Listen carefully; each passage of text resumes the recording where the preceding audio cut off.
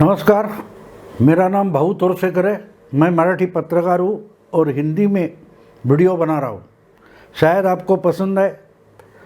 दोस्तों, आपको मालूम है कि शुक्रवार को अचानक उत्तराखंड से एक खबर आई कि वहाँ के मुख्यमंत्री जो थे तीरथ सिंह रावत, इन्होंने अपने इस्तीफे की पेशकश की है और शनिवार को पार्टी ने उनका इस्तीफा मान लिया। वो अलग हो गए और पार्टी को एक ही यानी उनके जगह दूसरा चीफ मिनिस्टर लेना पड़ा और चुनना पड़ा। धामी नाम के कोई विधायक है, उनको चीफ मिनिस्टर बनाया गया। इसका कारण ये था कि पिछले मार्च महीने में जो वहाँ के त्रिवेंद्र सिंह रावत नाम के मुख्यमंत्री थे, उनको हटाया गया था और उनके जगह तीरथ सिंह रावत को चीफ मिनिस्टर बनाया गया था। तीरथ सिंह रावत लोकसभा के सदस्य थे, आज भी है, और उनको 6 महीने में एमएलए बनकर, विधायक बनकर, चुनकर आना ज़रूरी था। लेकिन चुनाव ही नहीं हो रहे थे तो वो क्या करे। कोई जगह तो खाली होनी चाहिए और उन्होंने सोचा होगा कि भाई 6 महीने का समय है, किसी को एक जगह खाली करके हम वहाँ से चुनाव लड़कर आ सकते हैं। इसलिए वो राह देखते रहे। लेकिन गड़बड़ ये हुई कि उनको चीफ मिनिस्टर बनाने के बाद कोरोना की दूसरी लहर आ गई और परिस्थितियां बदलने लगी। उस वक्त आपको याद है कि बंगाल, असम, तमिलनाडु वगैरह चुनाव जारी थे।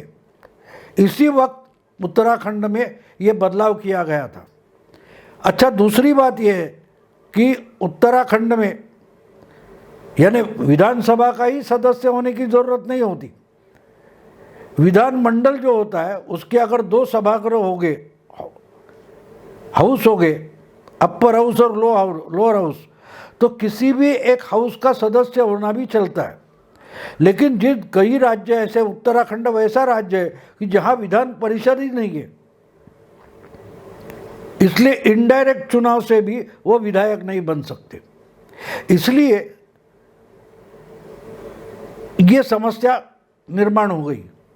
कारण ये है दोस्तों कि 4 मई को बंगाल, असम, तमिलनाडु, केरल, ये यहाँ के जो विधानसभा चुनाव हुए थे उसके रिजल्ट डिक्लेयर हो गए और उसी दिन यानी नेक्स्ट दूसरे दिन ये जो गिनती थी, वोटों की गिनती थी, वो ख़त्म होने के बाद इमीडिएटली यानी 5 मई को हमारा चुनाव आयोग जो है, राष्ट्रीय चुनाव आयोग, जो लोकसभा या विधानसभा के चुनाव या और जो चुनाव होते हैं उसका आयोजन करता है, उसने डिक्लेयर कर दिया कि भैया दूसरी लहर तो आई है और तीसरी भी आने की बातें चल रही है।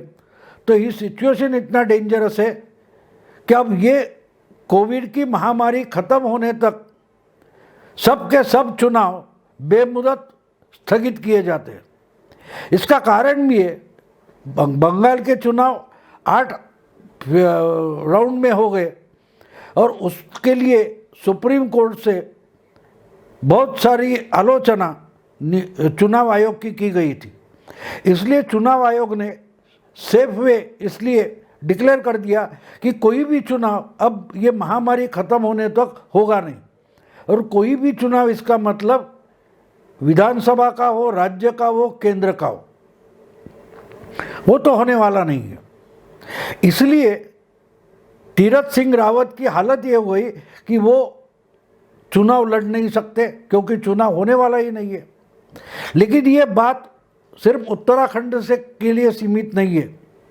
जिस दिन नंदीग्राम में ममता हार गई थी शुवेंदु रॉय से, शुवेंदु अधिकारी के सामने नंदीग्राम में ममता की हार हुई थी, उनकी पार्टी जीत गई फिर भी ममता हार गई, तो चर्चा हो गई थी अब ममता खुद अपने चुनाव क्षेत्र में अगर हार गई है तो चीफ मिनिस्टर बन सकती है क्या? तो बन सकती थी और बन गई। क्योंकि चीफ मिनिस्टर बनने के लिए आपको चुनकर आने की ज़रूरत नहीं होती। चीफ मिनिस्टर होने के बाद 6 महीने में आपको विधायक होना ज़रूरी है, और आप चुनाव हारे भी हो तो भी आप चीफ मिनिस्टर बन सकते हो। तो ममता बन गई, लेकिन उस वक्त यानी 4 मई की बात है, 4 मई को ये बात हो गई थी। अब सवाल ये था कि ममता की पार्टी जीती थी, उनको मेजॉरिटी मिली थी। अब सवाल ये है कि ममता चीफ मिनिस्टर तो बनी है, लेकिन विधायक कैसे बनेगी? क्योंकि 4 मई को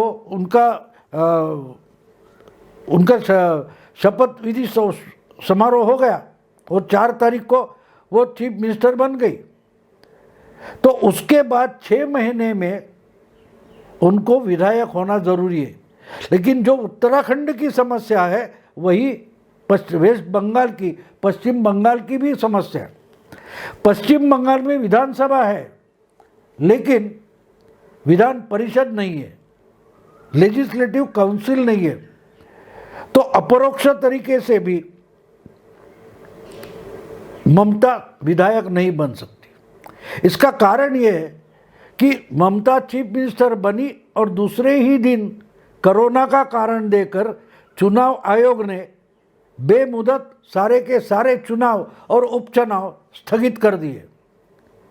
जब तक ये महामारी कंट्रोल में नहीं आती तब तक चुनाव नहीं होंगे। इसका मतलब ये है कि अभी तो 2 महीने आप सुन रहे हो, मैं बोल रहा हूँ, वहाँ तक ममता के 2 महीने कट चुके हैं, बचे हैं 4 महीने। अगर अगले 4 महीने में ममता के लिए बंगाल में कोई उपचुनाव होता नहीं तो उनको इस्तीफा देना पड़ेगा।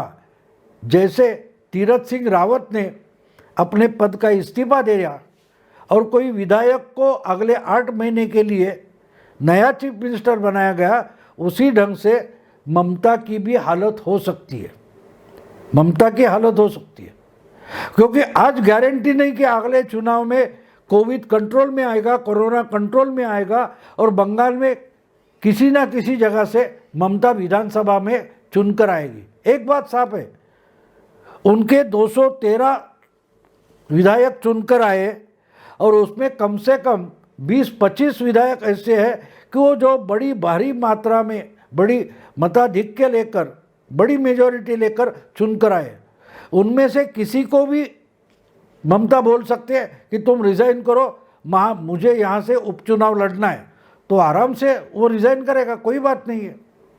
लेकिन सवाल ऐसा है कि अगर वो भी रिज़ाइन हो जाए एखादा एमएलए, तो भी वहाँ उपचुनाव कैसे होगा? क्योंकि आज भी महामारी चल रही थी और चुनाव भी चल रहे थे, तो 2-3 जगह चुनाव क्षेत्र ऐसे है कि वहाँ के चुनाव रोके गए क्योंकि कैंडिडेट मर गया था। तो वहाँ से भी ममता चुनाव लड़ सकती है। लेकिन समस्या ये है कि चुनाव आयोग जो है वो तो चुनाव लेने वाला नहीं है। उन्होंने तो डिक्लेयर कर दिया है कि महामारी खत्म होने तक कोई उपचुनाव या चुनाव नहीं होंगे।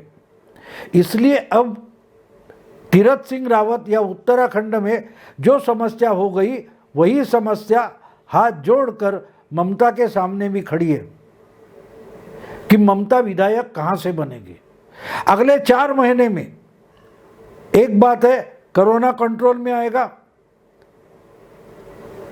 तभी ममता विधायक बन सकती है, या तो दूसरी बात है कि चुनाव आयोग जिसको ममता ने पिछले 4-6 महीने में बहुत सारी गालियां दी है, उनके पांव छूने पड़ेंगे कि भाई हमको इस कॉन्स्टिट्यूशनल प्रॉब्लम से छुटकारा दे दो, निपटारा दे दो।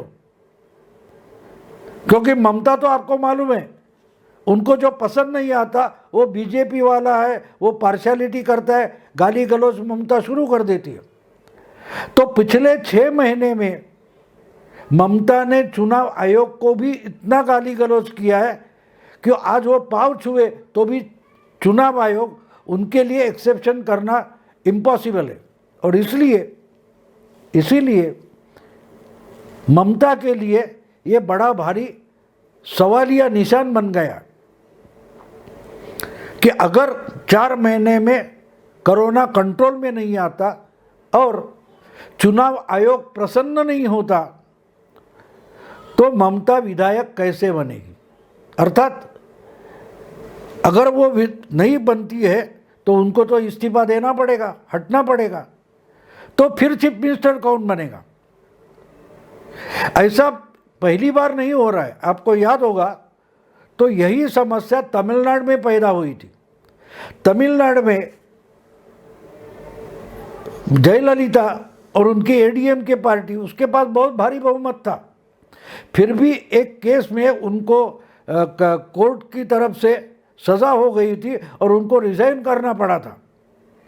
तो उन्होंने ओ पनीरसेल्वम नाम के अपने बड़े निष्ठावान सहकारी थे, साथीदार थे, उनको चीफ मिनिस्टर बनाया और वो बार बार जेल में जाकर जयललिता से सलाह मशवरा करके सरकार चलाते थे। और 2-2.5 साल जयललिता जेल में थी और ओ पनीरसेल्वम चीफ मिनिस्टर बने थे। फिर मेरा ख्याल है 1 साल बाकी था विधानसभा का, उतने में हाई कोर्ट का रिजल्ट आया, वर्डिक्ट आया और हाई कोर्ट ने बताया कि ममता के जयललिता के खिलाफ जो डिसीजन निचली कोर्ट ने दिया वो गलत था और उनको छोड़ दिया।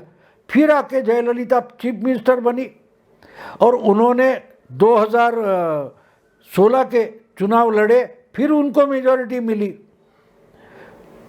और उसके बाद कुछ 8-10 महीने में उनका देहांत भी हो गया।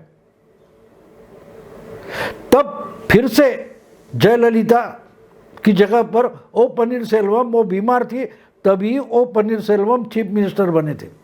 तो क्या ममता भी जयललिता की तरीके से रिमोट कंट्रोल पर चलने वाला कोई चीफ मिनिस्टर बंगाल में लाएगी? हमें देखना पड़ेगा। क्या ममता जयललिता बनेगी? जयललिता का मामला कोर्ट का था, ममता का मामला कॉन्स्टिट्यूशनल है, संविधान की समस्या है कि अगर 6 महीने में वो चीफ मिनिस्टर विधायक नहीं बनती तो उनको इस्तीफा तो देना है। अगर उपचुनाव नहीं होते तो ममता को जयललिता बनना पड़ेगा। दोस्तों, अगर ये वीडियो आपको पसंद आया तो लाइक कीजिए, शेयर कीजिए। प्रतिपक्ष इसी ढंग से अलग नज़रिया पेश करता है पॉलिटिक्स का, राजनीति का। प्रतिपक्ष को आधिकारिक सब्सक्राइब करें। नमस्कार।